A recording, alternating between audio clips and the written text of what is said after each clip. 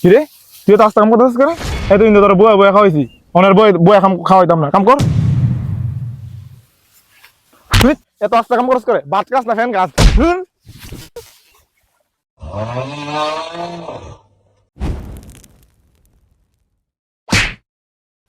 এই স্টপ।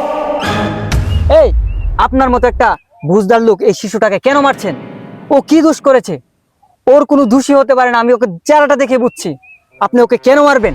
এই অবধ শিশুটা কত কষ্ট করে কাজ করছে, আপনি কিসের জন্য মারবেন ওকে? ভাই আপনি জানেন ওই কি করছে? ও যাই করুক, আপনার কথাও রাখেন। ও কি করেছে?